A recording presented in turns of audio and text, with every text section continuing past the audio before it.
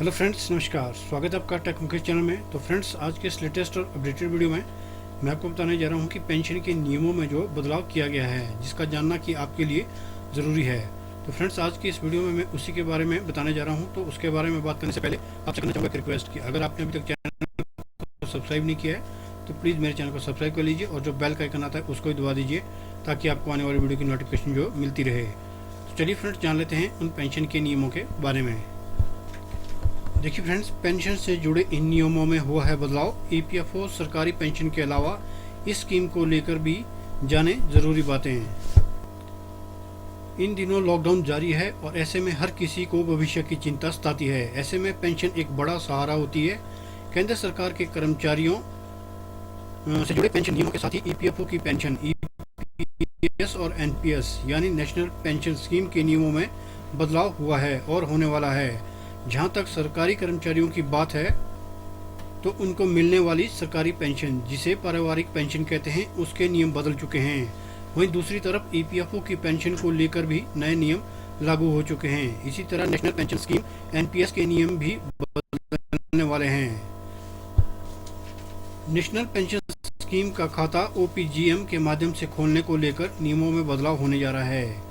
यह नए नियम वैसे तो 1 जुलाई से लागू होंगे, लेकिन आप आज ही जान लेंगे तो फायदा होगा। इसके अनुसार 1 जुलाई से ओपीजीएम के माध्यम से ऑनलाइन अकाउंट खोलने के लिए फोटो और हस्ताक्षर भेज जरूरी होंगे।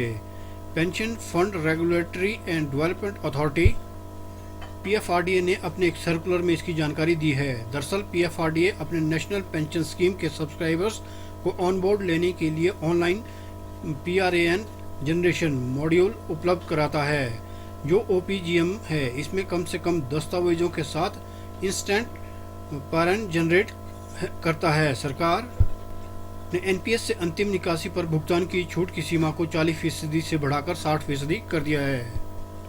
कि सरकारी कर्मचारियों को जो पेंशन दी जा रही है उसे पारिवारिक पेंशन कहा जाता है। पारिवारिक पेंशन 1971 के तहत यह पेंशन सरकारी कर्मचारी की सेवा काल में मृत्यु की स्थिति में या सेवानिवृत्ति के उपरांत उसके परिवार को स्वीकृत की जाती है, बशर्ते वह अपनी मृत्यु के समय पेंशन प्राप्त कर रहा था।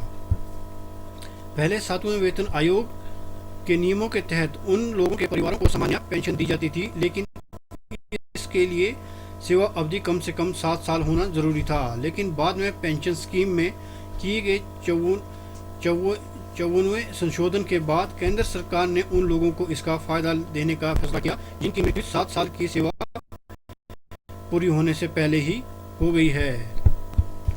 देखिए, नए नियमों के अनुसार जिन लोगों की मौत 7 साल की सर्विस पूरी होने से हो गई हो, उनके परिवार को 7वें वेतनमान के अनुसार 10 साल के लिए अंतिम तनख्वाह की 50% पेंशन दी जाएगी। इससे पहले तक उनकी आखिरी तनख्वाह का 30% ही पेंशन के रूप में दिया जाता था। वहीं 7 साल से ज्यादा वालों को आखिरी वेतन के 50% रकम को पेंशन के रूप में दिया जाता था। जहां तक पेंशन के एक और नियम की बात है तो वैसे तो यह कर्मचारी के निधन के बाद उसकी विधवा या विधुर को दी जाती है, लेकिन केंद्रीय कर्मचारियों के बच्चे भी इसके पात्र होते हैं, लेकिन तभी तक जब तक उनकी उम्र 25 साल नहीं हो जाती या उनकी आय 9,000 से ज्यादा नहीं हो जाती।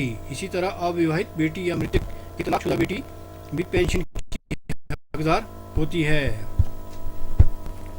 देखिए, ईपीएफओ के नए नियम के अनुसार पेंशन कम्यूटेशन की स्कीम अपनाने वालों को बड़ा फायदा होगा।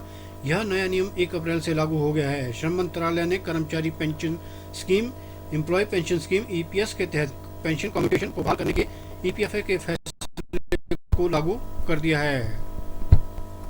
पेंशन कम्यूटेशन स्कीम के तहत ईपीएफओ सब्सक्राइबर आंशिक रूप से पेंशन फंड की निकासी पहले ही कर लेते हैं। उसके बाद उन्हें 15 साल तक घटी हुई पेंशन राशि मिलती थी। हालांकि मंत्रालय के इस निर्णय के बाद इस तरह के पेंशनर को 15 साल पूरा होने के बाद पूरी पेंशन मिलेगी।